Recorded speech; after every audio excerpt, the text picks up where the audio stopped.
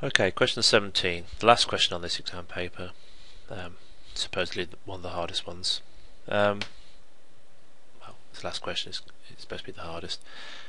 Triangles, near the end, it's got to be cosine rule, sine rule, before I even look at it. That's what I'm thinking.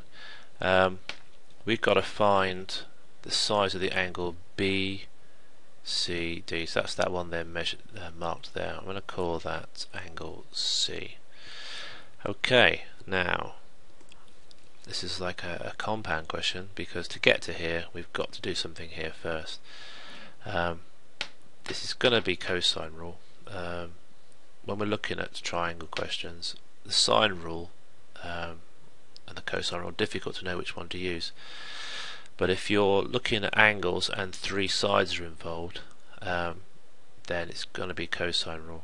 Either you've got a side missing that you're trying to find, which is clearly this side, is going to be our key to this question. And you've got one angle on this triangle and three sides, or one angle on this triangle and three sides, then that's going to be the cosine rule. The sine rule would require you to have a pair of angles and sides with one of them missing, but we'd only have the one angle in each triangle, so it should be the cosine rule. Now, not all that clear that I need to work this out, but if I'm trying to look for marks to get some marks out of this 6, I'm not sure what to do. I'm going to start with what I'm given. So it's 73 degrees. I can work out this side here using the cosine rule. So if I have that's my angle A and that's my side A. The B and C don't matter which way around they're done. And I'm going to use the rule A squared equals B squared plus C squared minus 2BC cos the angle A. Put my numbers in. A is what I'm trying to find. B squared, as I've drawn it here, is 8 squared.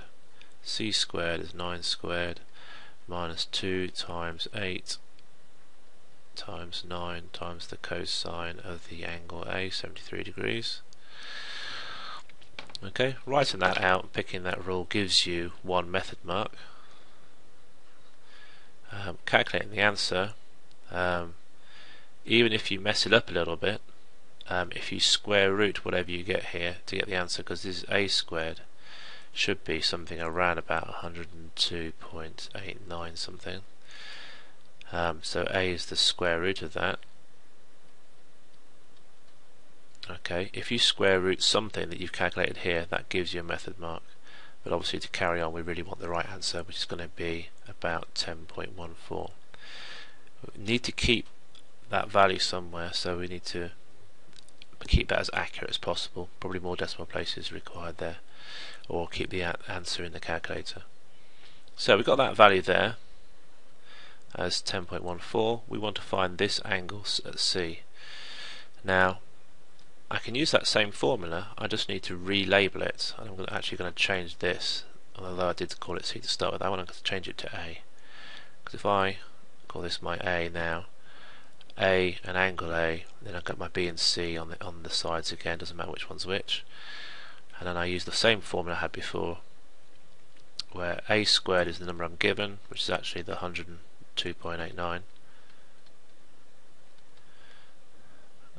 or 10.14 squared, is B squared, which is 7 squared, plus C squared, which is 5 squared, minus 2 times 7 times 5, and then I've got the cosine of the angle A, which is what I'm trying to find.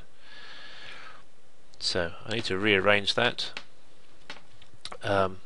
This what makes this a little bit tricky. If I've got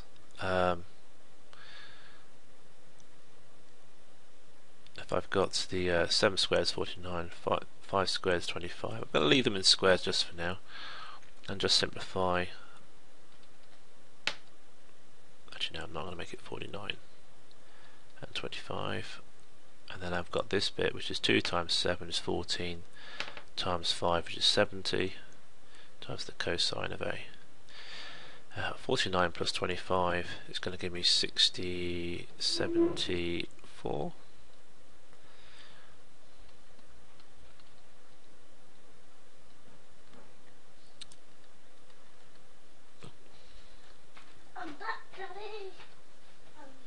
And to work out cosine of A, this, we've got to get it on its own. So we need to take this over to the other side. So we've got 102 minus 102.889 minus 74 equals minus 70 cos A. So to find cos A, I need to divide by the minus 70.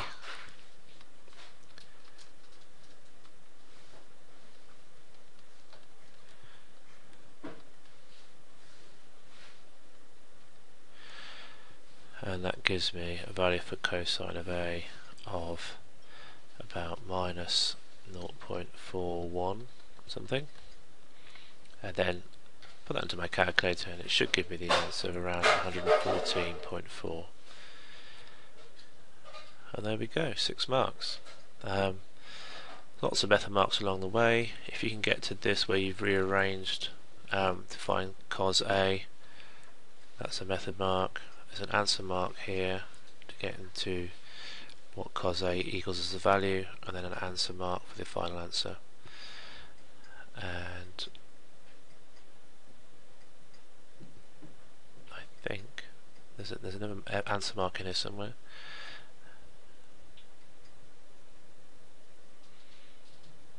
I think it's just for substituting the values into here.